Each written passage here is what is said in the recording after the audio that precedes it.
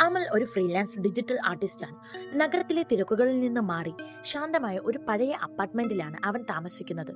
ആ വീട്ടിൽ വന്നതിന് ശേഷമാണ് അവൻ ആ മാറ്റം ശ്രദ്ധിച്ചത്. അവന്റെ കിടപ്പുമുറിയിലുള്ള ആ വലിയ ഡ്രസ്സിംഗ് ടേബിൾ കണ്ണാടിക്ക് എന്തോ ഒരു പ്രത്യേകതയുണ്ടായിരുന്നു. ആദ്യമൊക്കെ വെറും തോന്നലാണെന്ന് വിചാരിച്ചു. പക്ഷേ ഒരു ദിവസം രാത്രി പല്ല് തേച്ചുകൊണ്ട് അമൽ പെട്ടെന്ന് തുമ്മാൻ ആഞ്ഞു. അവൻ കണ്ണടച്ചു തുമ്മി. കണ്ണു തുറന്നപ്പോൾ അവൻ ഞെട്ടിപ്പോയി. കണ്ണാടിയിലെ അമൽ അപ്പോഴും അവനെ തന്നെ നോക്കി പുഞ്ചിരിച്ചുകൊണ്ട് നിൽക്കുകയായിരുന്നു. അവൻ തുമ്മിയില്ല. ഭയം കൊണ്ട് അമലിന്റെ ചോര മരവിച്ചു. അവൻ പിന്നോട്ട് മാറിയപ്പോൾ കണ്ണാടിയിലെ രൂപവും പിന്നോട്ട് മാറി. വീണ്ടും സാധാരണ പോലെ തന്നെ അവനെ അനുകരിക്കാൻ തുടങ്ങി. ഭ്രമം തോന്നിയതാകാം എന്ന് കരുതി അവൻ അത് വിട്ടുകളഞ്ഞു. പക്ഷെ അടുത്ത ദിവസങ്ങളിൽ അത് കൂടി വന്നു. അമൽ തിരിഞ്ഞു നടക്കുമ്പോൾ കണ്ണാടിയിലെ രൂപം പെട്ടെന്ന് തിരിയാതെ ഒരു സെക്കൻഡ് താമസിച്ചു തിരിയുന്നത് പോലെ. അമൽ കരയുമ്പോൾ കണ്ണാടിയിലെ രൂപം ഉള്ളിൽ കൊണ്ട് ചിരിക്കുന്നത് പോലെ. ഒരു രാത്രിയിൽ കടുത്ത നിശബ്ദതയിൽ അമൽ കണ്ണാടിക്ക് മുന്നിൽ ചെന്ന് നിന്നു. അവൻ ഉറക്കെ ചോദിച്ചു, "ആരാണ് നീ?" പെട്ടെന്ന് കണ്ണാടിയിലെ അമലിന്റെ കൈകൾ വിറച്ചു. അവന്റെ മുഖത്തെ ഭാവം മാറി.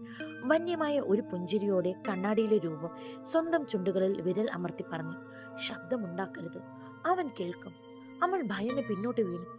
"അവനോ? ആരാ?" പേടിയോടെ മുകളിലേക്ക് നോക്കിക്കൊണ്ട് പറഞ്ഞു, "നമ്മളെ നിയന്ത്രിക്കുന്ന യഥാർത്ഥ അമൽ. നീ ഇപ്പോൾ നിൽക്കുന്നത് കണ്ണാടിയുടെ ഉള്ളിലാണ് അമൽ.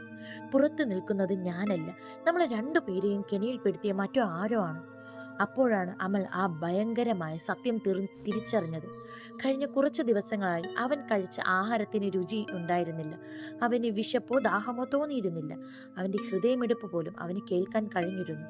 കാരണം അവൻ ഇപ്പോൾ നിൽക്കുന്നത് കണ്ണാടിയുടെ ഉള്ളിലെ മായാലോകത്താണ്. പെട്ടെന്ന് കിടപ്പുമുറിയുടെ വാതിൽ തുറന്നു മറ്റൊരാൾ അകത്തു വന്നു.